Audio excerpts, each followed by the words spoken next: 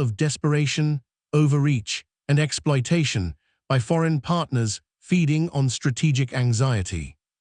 In just a few short years, what began as an audacious push to rewrite the regional balance of power has devolved into one of the greatest procurement debacles in recent military history, one that has left Pakistan billions poorer, psychologically battered, and staring into the abyss of wasted potential, dependence, and chronic self-doubt. This is the chronicle of Pakistan's foray into a domain it hoped would confound India's technological edge, the world of unmanned aerial vehicles, loitering munitions, and swarming drone warfare.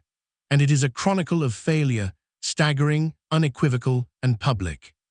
The first act plays out in a climate of near panic after a sequence of military setbacks and growing evidence that India's indigenous and Western-supplied counter-unmanned aerial systems were maturing faster than anyone in Islamabad had anticipated. Indian aerospace leaders had, since the turn of the century, poured resources into multi-layered air defense networks, integrating mobile guns, missile shields, radars, and advanced electronic warfare. By the mid-2020s, India's networked grids span the border with Pakistan comprehensively, with overlapping sectors of radar and anti-drone systems that could detect, identify, and defeat aerial threats from the size of a jet to that of a bird. In this environment, Pakistan's ruling elite, both political and military, sought a miracle. Having found itself unable to match India's conventional military or scientific advances head-to-head, it gambled on what appeared to be a shortcut, a quantum leap made possible by buying off-the-shelf victory in the form of foreign drones. Drones, after all, had shifted the calculus in conflicts from Nagorno-Karabakh to Libya, from the Ukrainian steppe to the North African desert. Turkish and Chinese manufacturers, flush with promotional footage of successful strikes and glowing global press, descended on Islamabad with presentations dripping in promise. Pakistan's acquisition officers, under pressure to deliver a rapid result, opened the national wallet. China was first to take advantage. The Chinese Communist Party, always eager to expand its influence and test its wares, promoted its Kehong and Wanglung families of drones as battle-proven, boasting modular payloads, autonomous navigation, and the ability to evade both radar and electronic jamming. At the negotiating table, Pakistan's leaders found they could buy not just small quadcopters, but large, multi-role combat drones advertised at $2 to $3 million United States dollars per unit. Each package promised not only the airframes, but elaborate ground stations, the computers, communications arrays, and crews needed to fly large-scale, coordinated missions. Turkey arrived on the scene as a self-declared champion of the Muslim world in technology. Its companies, emboldened by selective successes with the Bayraktar TB2, sold Islamabad on a vision of cheap, agile drones capable of overwhelming even the most sophisticated enemy air defense. Turkish officials waxed lyrical about Anatolian engineering and invited Pakistani officers to Istanbul for live-fire demonstrations. The deals that followed were enormous in scale, nearly $900 million United States dollars for a mix of Baykar, Songa, and TB2 drones, plus long-term training contracts and software maintenance. Pakistan's twin purchases from Ankara and Beijing pledged to deliver not only machinery, but also doctrine. Turkish and Chinese advisors would train Pakistani personnel on swarming tactics, airspace deconfliction, and rapid targeting. Yet behind closed doors, the reality was less impressive. Export versions shipped from China were a generation behind domestic models, stripped of hardened electronics, vulnerable to jamming, and often missing the latest suite of countermeasures. Turkey, facing pressure at home and seeking quick cash infusions, offloaded batches whose software was either buggy or already compromised by more sophisticated enemy intercept capabilities. On the ground, Pakistani soldiers and engineers set to work building up the infrastructure to host these fleets. Warehouses, data links, and remote airfields were hastily constructed. Concerned only with rapid deployment, corners were cut, antennas placed within sight of adversary radio masts, launch crews rushed through truncated training modules, maintenance procedures ignored in the name of operational urgency. The scale was impressive. On paper, more than 1,000 attack drones could be placed in the air within a 48-hour window. With all pieces in place, Pakistan's planners devised a historic operation. In the build-up to Operation Sindoor and during its execution, hundreds of Turkish and Indian radar installations to airbases to civilian infrastructure. The intent was not only physical degradation of Indian capabilities, but psychological warfare, an entire nation rendered anxious by the relentless appearance of these unmanned harbingers overhead. The early stages of the campaign, at least in Pakistani planning circles, brimmed with confidence. News outlets near Rawalpindi boasted, "Our unmanned reach extends to the gates of Delhi," and social media was awash with short, cleverly edited videos of drones launched from shadowy bases trailing into the night.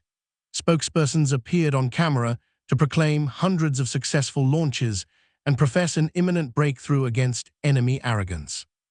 The reality was unspeakably different. As soon as the first drones breached Indian airspace, the depth and sophistication of India's defensive web became apparent. Indian countermeasures included dense radar microwave jammers, directed energy weapons for smaller quadcopters, mobile missile teams, and above all, an intelligence network able to pivot resources in real time as swarms were detected. Aided by artificial intelligence-assisted tracking, Indian operators pinpointed, identified, and assigned countermeasures for incoming waves. Missions pre-planned by Pakistani advisors were suddenly rendered obsolete, their targets now out of reach behind walls of electronic denial and physical interception.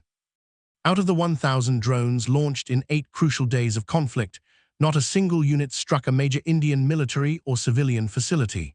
The failures fell into categories.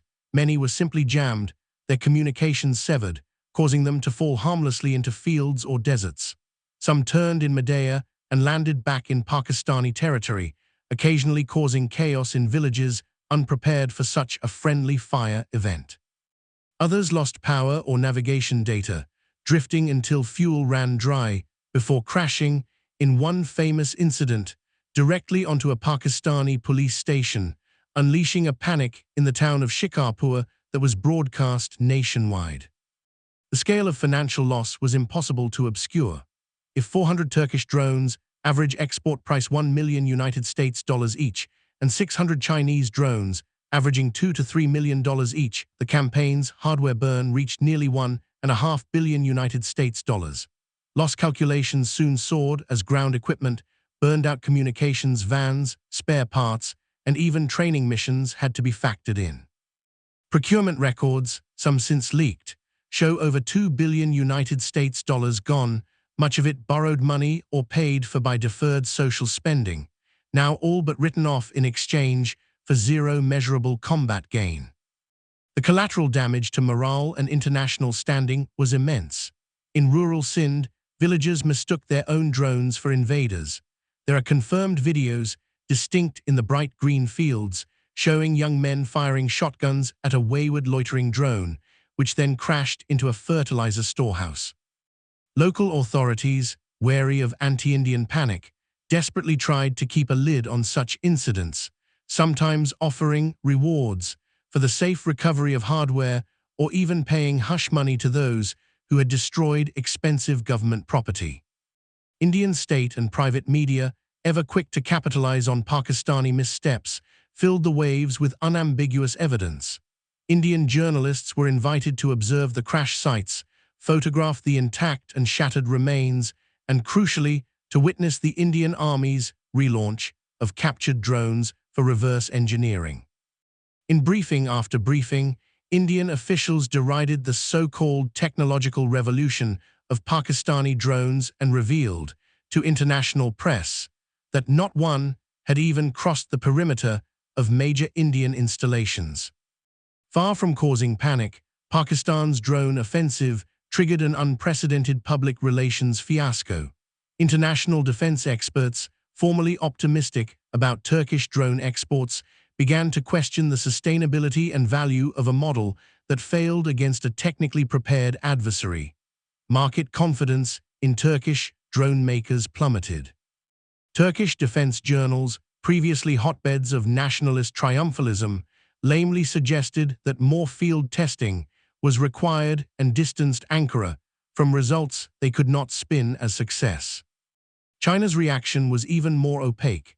Chinese sales to Pakistan had, for years, been predicated on the narrative that China's all-weather ally was a test bed for next-generation platforms. Those illusions collapsed as it became clear that only detuned versions, stripped of the best sensors and encrypted links, had been shipped across the Karakoram. At Beijing's 80-year People's Liberation Army parade, the newest generation of Chinese drones, endowed with artificial intelligence, swarming protocols, and stealth profiles, made sparkling passes along Chang'an Avenue, none with any likelihood of ever being supplied to Pakistan. When approached for comment, Chinese spokesmen walked a tightrope, congratulating Pakistani friendship, but clarifying that advanced exports depend on reciprocal development and capacity. In short, Pakistan would not be trusted with Beijing's crown jewels, no matter how much it paid. The Pakistani public, having been primed for pride, felt only frustration and then ridicule. Social media exploded with jokes about imported fireworks and memes comparing the reach of Pakistani drones to that of carrier pigeons. Even pro-government TV hosts could not sustain the manic optimism, sometimes breaking character to question the wisdom of buying, batch after batch, of inherently compromised weapon systems. For the defense establishment, the strategic question became existential.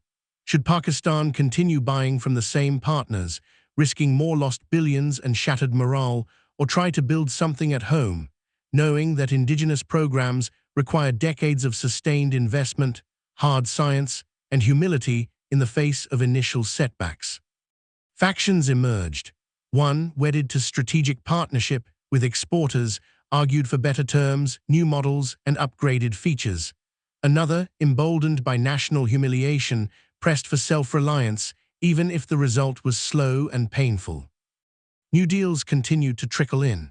Turkey, eager to retain its only multimillion-dollar drone customer outside the Middle East, courted Islamabad with discounts, vague promises to improve guidance, and new export licenses for locally assembled Songa microdrones. Chinese agents peddled the next wave of Kehong and Wanglung models, all claimed to be immune to Indian countermeasures, albeit at a price premium even higher than before. Yet, the core dilemma was unchanged. Islamabad still could not access Turkey or China's best technology. It settled for what Ankara and Beijing would sell, and what had been, conclusively, defeated in real combat. Meanwhile, India pressed its advantage. Having cracked the data links, algorithms, and vulnerabilities of Turkish and Chinese drones, Indian engineers began releasing periodic technical reviews, many published by think tanks and defense periodicals, documenting how each system had been compromised and proposing new methods for even faster turnarounds in future engagements. India quietly accelerated its own drone sector, focusing on resilience, electronic hardening, and AI-powered autonomy, while also working with Israel, the United States, and France to embed lessons learned from Pakistan's botched campaigns into the next generation of counter-swarm architecture. The result was a regional military dynamic even further weighted in New Delhi's favor. For Pakistan's leadership, the question of whether to persist with foreign drones is no longer a matter of strategy but of political survival. Every failed order is exposed instantly by Indian media, every lost drone turned into a trophy, every operation measured not in success, but in the number of craft lost to jamming, rural gunfire, or simple navigational error. With the defense budget already strained by external debts and mandatory social spending, it is increasingly difficult for any ministry or military department to justify spending hundreds of millions more on equipment that, by all evidence, will be intercepted, jammed, or otherwise neutralized before ever reaching its objective. The broader implications of Pakistan's failed drone escapade are not lost on the rest of the world. Policymakers in Southeast Asia, Africa, and the Middle East, who once looked to Turkish and Chinese drones as miracle equalizers, now ask harder questions about performance in peer vs. peer wars. Pakistan's experience becomes a cautionary tale. Hardware, especially when stripped of its best features, cannot substitute for doctrine, training, and a whole-of-nation commitment to technological sovereignty. What emerges after the smoke clears and the last errant drone is collected from a Pakistani market or Indian wheat field is a profound sense of disillusionment. Technology, when purchased purely as a symbol of power and not grounded in a realistic assessment of strategy, falls prey to its own marketing. Turkish and Chinese manufacturers made billions. Enemies and mediators alike learned what worked, what jammed, and what always fell short. Pakistan, in the end, was left with neither the triumph of strategic surprise nor the comfort of technical parity, just a graveyard of foreign dreams and the hard reality that shortcuts in war, as in life, are more often promises than solutions. In every way that matters, the Pakistani drone program stands as a monument to uncritical trust, dependency, and wasted resources. Those who advocated, budgeted, and purchased have, at every stage, been outmatched by adversaries who understood, often better than the sellers themselves, exactly what was being sold, what could be countered, and what it truly meant to saturate a modern air defense in the age of algorithmic warfare. The lesson is immutable. Real power is not bought, but built, slowly, cumulatively, with the humility to learn from error and the patience to develop what cannot be imported without compromise. Until that lesson is absorbed, each new batch of drones, painted green and white or bearing crescent insignia, will only deepen the tragedy that began with such fanfare and ended in debris.